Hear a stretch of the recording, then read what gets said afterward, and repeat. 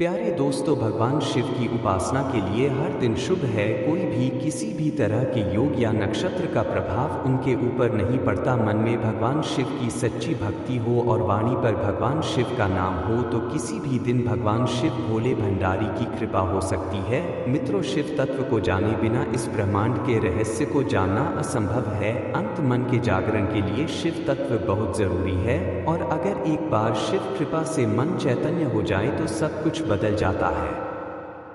शिव साधना है, शिव महायोगी है और इससे भी परे है। जब एक मनुष्य देवों के देव महादेव की भक्ति करता है तो वह मनुष्य शिव की अलौकिक कृपा से उनकी अलौकिक शक्ति से युक्त हो जाता है। शिव भक्ति में यह जरूरी नहीं कि आप ज्यादा सामग्री इनकी पूजा में चढ़ाएं। भक्तों के अनुभव से यदि हम बात करें तो यदि कोई भक्त प्रेम समर्पण से शिव जी की आराधना करता है तो भगवान शिव उसके ऊपर अवश्य ही कृपा करते हैं।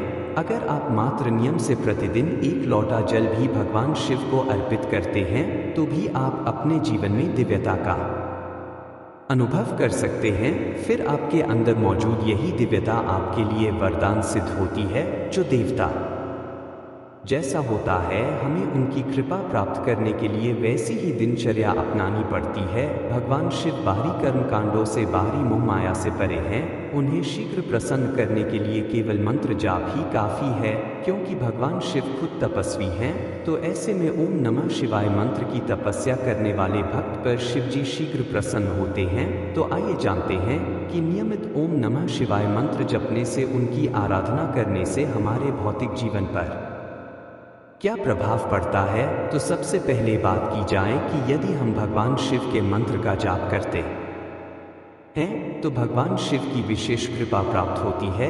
एक शिव भक्त के जीवन में किसी भी प्रकार का भय और अभाव नहीं रहता, यानी जीवन में किसी भी चीज की कमी नहीं रहती। मनुष्य को जीवन के प्रत्येक क्षेत्र में सफलता मिलती है। बाबा भोलेनाथ की कृपा से रोगों से मुक्ति मिलती है। भगवान शिव कुबेर के अधिपति हैं, तो शिव भक्ति से मनुष्य के जीवन में उनके घर में संपन्नता बनी रहती है।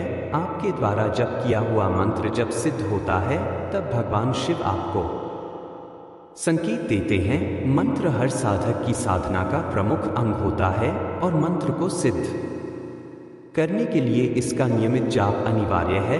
कुछ लोग किसी मंत्र का जाप करते हैं तो जब उन्हें जाप करते करते कुछ समय बीत जाता है तो शिव कृपा से भक्तों को अपने जीवन में दिव्य अनुभूतियां होने लगती हैं। भक्ति मार्ग में इन अनुभूतियों को दिव्य अनुभव कहा जाता है। जब किसी साधक का मंत्र सिद्ध हो जाता है या सिद्ध होने की कगार पर होता है तो यह साधक के जीवन की बहुत बड़ी उपलब्धि होती है। विशेषकर सावन, नवरात्रि, होली और दिवाली के दिनों में मंत्र बहुत जल्दी सिद्ध होते हैं।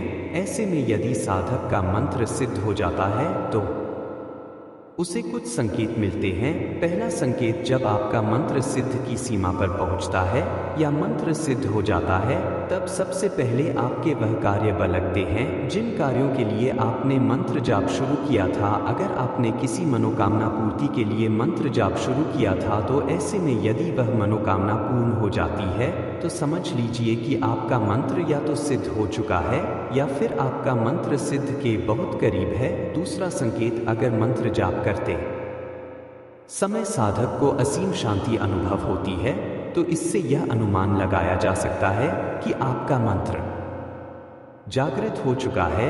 तीसरा संकेत, जब भी किसी साधक का मंत्र सिद्ध होता है तो उन्हें प्रतिदिन स्वप्न में उस देवता के दर्शन होते हैं जिस देवता का वह मंत्र जप रहे हैं। चौथा संकेत, जब आप मंत्र जाप करेंगे तो आपके शरीर में कंपन होना शुरू हो जाएगी। पांचवा लक्षण, जब मंत्र सिद्ध होता है तो साधक को पूर्वाभास यानी भविष्य में घटित होने वाली घटनाओं का आभास होने लगता है।